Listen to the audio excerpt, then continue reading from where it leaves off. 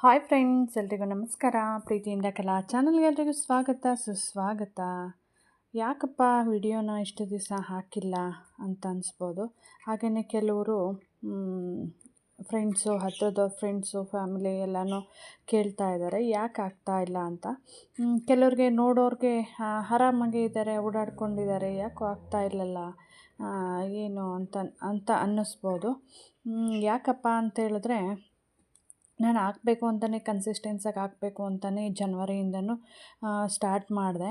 But ಅದೆಲ್ಲನೂ fulfil ಮಾಡಿದ್ದೀನಿ. 90 days diet ಚಾಲೆಂಜನ್ನು fulfil ಮಾಡಿದ್ದೀನಿ. ರಿಸಲ್ಟೂ ಬಂತು ಚೆನ್ನಾಗಿ.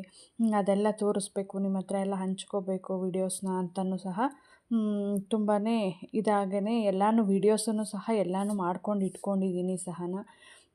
ಏನಂತ ಹೇಳಿದ್ರೆ, ಅದು ವೀಡಿಯೋಸ್ನ ಹಾಕಬೇಕು ಅಂತಲೇ ಎಲ್ಲ ರೆಡಿ ಮಾಡ್ಕೊಂಡಿದ್ದೆ. ಬಟ್ ಏನಂತ ಹೇಳಿದ್ರೆ, ಒಂದರಿಂದೊಂದು ಹಿಂಗೆ ಸಮಸ್ಯೆಗಳು ಶುರುವಾಯಿತು.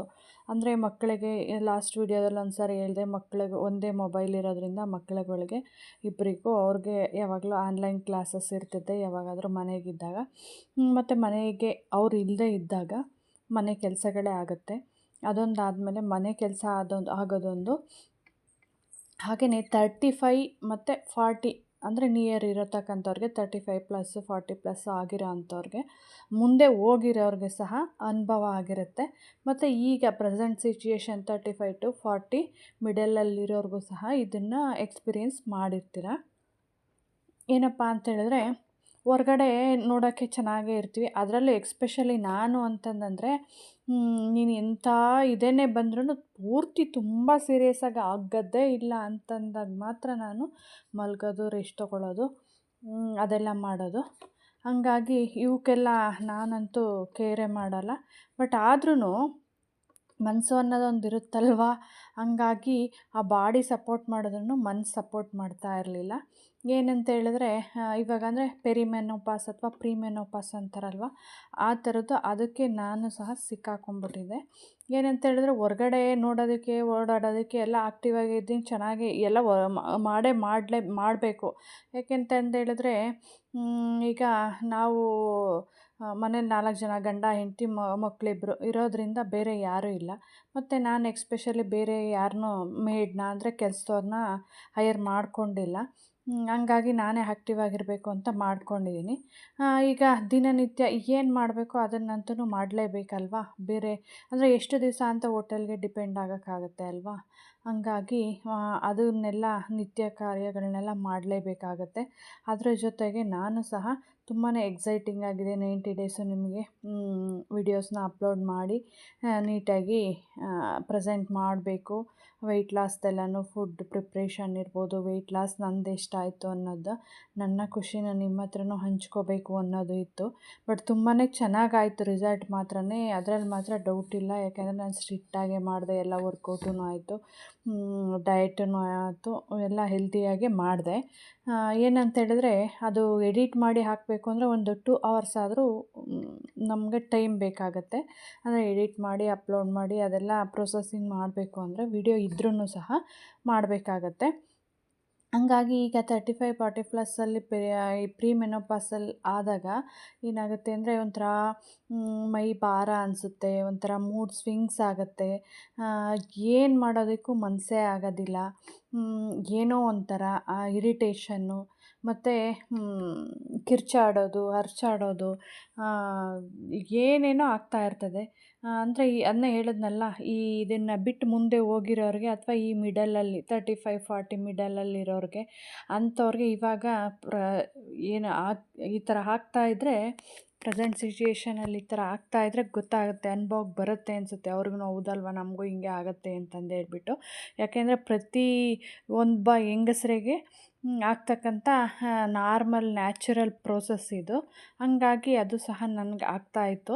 ಕೆಲವ್ರಿಗೆ ಏನಂತ ಹೇಳಿದ್ರೆ, ಅವರವರ ಬಾಡಿ ಮೇಲೆ ಡಿಪೆಂಡು. ಕೆಲವ್ರಿಗೆ ಏನೂ ಆಗೋದೇ ಇಲ್ಲ, ತುಂಬಾ ಚೆನ್ನಾಗಿರ್ತಾರೆ, ತುಂಬ ಆ್ಯಕ್ಟಿವ್ ಆಗಿ ಎಲ್ಲ ಇದರಲ್ಲೂ ಇನ್ವಾಲ್ವ್ ಮಾಡಿಕೊಂಡು ಏನು ಅವ್ರಿಗೇನು ಅದು ನಮಗೆ ಇದು ಬಂತು ಅಂತ ಅನಿಸೋದೇ ಇಲ್ಲ, ಆ ಥರ ಇರ್ತಾರೆ. ಅದು ಗಾಡ್ ಗಿಫ್ಟ್ ಅಂತಂದೇ ಹೇಳ್ಬೋದು ಅವ್ರಿಗೆ. ಅಥವಾ ಹೆರಿಡಿಟಿನೋ ಗಾಡ್ ಗಿಫ್ಟೋ ಅಥವಾ ಅವರ ಮೈಂಡ್ ಸೆಟ್ಟೋ ಅಥವಾ ಅವರು ಅವ್ರವ್ರ ಮನಸ್ಥಿತಿಗೆ ಬಿಟ್ಟಿದ್ದದು. ಹಂಗಾಗಿ ನನಗೆ ಮಾತ್ರನೇ ಈ 3 ಮಂತ್ಸೂ ಹಿಂಗೆ ಒಂಥರ ಏನೋ ಮಾನಸಿಕವಾಗಿ ಬಾಧೆ ಥರ ಅನುಭವಿಸ್ಬಿಟ್ಟಿದ್ದೀನಿ. ಅದರಿಂದ ಈಚೆ ಬರೋಕ್ಕಂತೂ ತುಂಬಾ ಸಫರ್ ಮಾಡಿದ್ದೀನಿ. ಏಕೆಂದರೆ ಇದನ್ನು ಯಾರಿಗೂ ಹೇಳ್ಕೊಳಕ್ಕಾಗಲ್ಲ, ಬಿಡೋಕ್ಕಾಗಲ್ಲ. ಯಾಕೆಂದರೆ 1 ದಿವಸದ್ದಲ್ಲ, 2 ದಿವಸದ್ದಲ್ಲ. ಯಾರಾದರೂ ಬಂದು ಹೆಲ್ಪ್ ಮಾಡಿರಿ ಅನ್ನೋಕ್ಕೂ 1 ದಿವಸ ಅಲ್ಲ, 2 ದಿವಸ ಅಲ್ಲ. ಅದೇನೋ ಏನು ಗೊತ್ತಾ, ಏನಾದರೂ ಒಂದು ಈಗ ಜ್ವರ, ತಲೆನೋವು, ಈ ಮೈಕೈ ನೋವು, ಏನೋ ಎಮರ್ಜೆನ್ಸಿ, ಏನೋ ಅಡ್ಮಿಂಟ್ ಆದ್ವಿ, ಏನೋ ಒಂದು ಸರ್ಜರಿ ಮಾಡಿಸ್ಕೊಂಡ್ವಿ ಅಂದರೆ ಯಾರಾದರೂ ಬರ್ತಾರೆ, 1 ವಾರ ಇರ್ತಾರೆ, 15 ದಿವಸ ಇರ್ತಾರೆ, ಏನೋ ಹೆಲ್ಪ್ ಮಾಡಿ ಹೋಗ್ತಾರೆ. ಆಮೇಲೆ ರೆಸ್ಟ್ ತೊಗೊಂಡು ಏನೋ ಯಾರನ್ನೋ ಏನೋ ಇಟ್ಕೊಂಡು ಮಾಡ್ಕೋತೀವಿ ಅಂದ್ಬಿಡ್ಬೋದು. ಹಂಗಾಗಲ್ಲ. ಏನಂತೇಳಿದ್ರೆ ನಮ್ದು ಯಾವಾಗ ಸರಿ ಆಗುತ್ತೋ ಏನು ಕತೆನೋ ಅಲ್ಲಿವರ್ಗು ಮತ್ತು ಅದು ಹೇಳ್ಕೊಳಕ್ಕೂ ಆಗಲ್ಲ. ಈ ಬೇರೆಯವ್ರಿಗೆಲ್ಲ ಹೆಂಗೆ ಅನಿಸುತ್ತೆ ಅಂದರೆ, ಅಪ್ಪ ಅಮ್ಮ ಇರ್ಬೋದು, ಅತ್ತೆ ಮಾವ ಇರ್ಬೋದು, ಬೇರೆ ಯಾರಾದರೂ ಹೆಲ್ಪಿಗೆ ಬರೋರು ಇರ್ಬೋದು.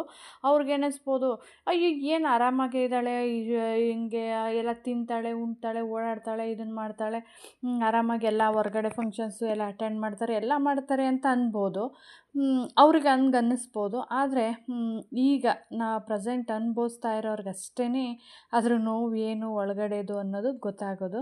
ಹಾಗಾಗಿ ಏನೋ ಒಂಥರ ಆಲಸ್ಯ, ಏನು ಕೆಲಸ ಮಾಡೋಕ್ಕೂ ಆಗ್ತಾ ಇರಲಿಲ್ಲ. ಎಲ್ಲ ರೊಟೀನ್ ಎಲ್ಲ ಮಾಡಿದ್ರೂ ಕೊನೆಗೆ ತುಂಬಾ ಟಯರ್ಡ್ ಆಗ್ತಕ್ಕಂಥದ್ದು.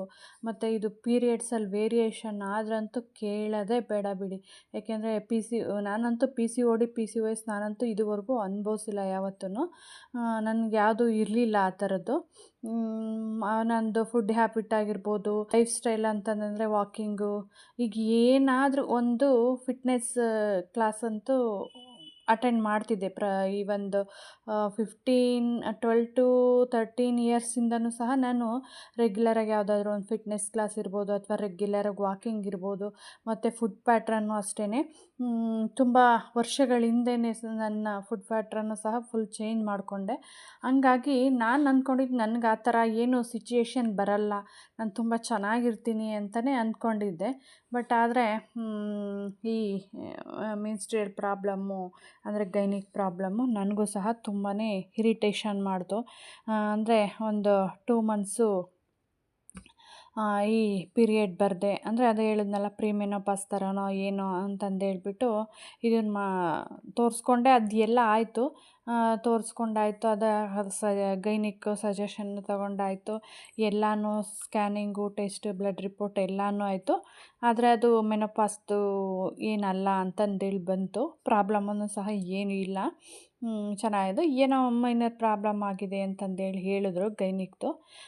ಸರಿ ಹೋಗುತ್ತೆ ಅಂತೇಳ್ಬಿಟ್ಟು ಇದನ್ನು ಕೊಟ್ಟಿದ್ದಾರೆ.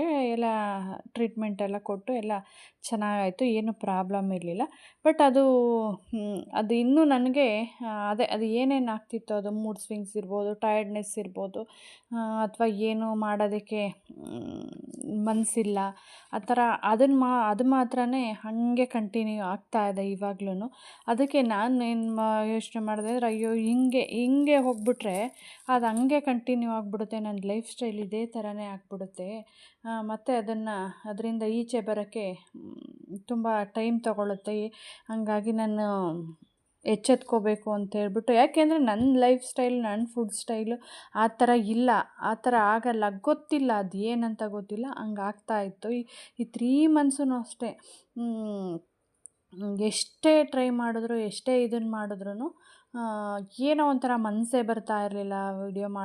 ವಿಡಿಯೋ ಇದ್ರೂ ಸಹ ಅವನ್ನ ಹಾಕಬೇಕು ಅನ್ನಿಸ್ತಿಲ್ಲ, ಎಡಿಟ್ ಮಾಡೋಕ್ಕೆ ಮನಸ್ಸಿರ್ತಿರ್ಲಿಲ್ಲ. ಸುಮ್ಮನೆ ಏನೋ ರೆಗ್ಯುಲರ್ ಕೆಲಸ ಸ್ವಲ್ಪ ಮಾಡು, ಇಲ್ಲ ಅಂದರೆ ಸುಮ್ಮನೆ ಮಲ್ಕೊಳ್ಳೋದು, ಅಥವಾ ಸುಮ್ಮನೆ ಏನೋ ಒಂಥರ ಕೂತ್ಕೊಂಡು ಸುಮ್ಮನೆ ವೀಡಿಯೋಸ್ಗಳನ್ನ ಸ್ಕ್ರೋಲ್ ಮಾಡ್ತಾ ಇರೋದು, ಅಥವಾ ಏನೋ ಒಂದು ಮಾಡಿದ್ರೆ, ಅಥವಾ ಏನೋ ಒಂದು ತಿಂದರೆ ಆಯಿತು, ಅಥವಾ ಒಂದು ತಿನ್ನದೇ ಇದ್ದರೂ ಆಯಿತು ಅನ್ನೋದು, ಏನೋ ಒಂಥರ ಗೊತ್ತಾಗ್ತಿರುತ್ತೆ ಕೆಲವ್ರಿಗೆ. ವಿಡಿಯೋ ನೋಡ್ತಕ್ಕಂಥ ಹೆಂಗಸ್ರುಗಳಿಗೆ ಗೊತ್ತಾಗಿರುತ್ತೆ. ಈ ಥರ ಕೆಲವರು ಅನುಭವಿಸಿರ್ತೀರ, ಇದನ್ನು ಕೆಲವರು ರೆಗ್ಯುಲರಾಗೂ ಅನುಭವಿಸ್ತಿರ್ತೀರ. ಏನಂತ ಹೇಳಿದ್ರೆ, ಒಂದು ಪೀರಿಯಡ್ಸ್ ಆಗೋದಕ್ಕಿಂತ 1, 2, 3 ದಿವಸ ಮುಂಚೆ ಆ ಥರ ಮೂಡ್ ಸ್ವಿಂಗ್ಸ್ ಆಗೋದು, ಕಿರ್ಚೋದು, ಹರ್ಚೋದು, ರೇಗೋದು, ಏನೇನೋ ಆ ಥರ ಎಲ್ಲ ಸಿಮ್ಟಮ್ಸ್ ಆಗ್ತಾ ಇರ್ತವೆ. ಅದು ಈ ಟೈಮಲ್ಲಿ ಪ್ರೀಮೆನೋಪಾಸಲ್ಲಿ ತುಂಬಾ ಆಗ್ತಿರುತ್ತೆ ಆ ಥರದ್ದು.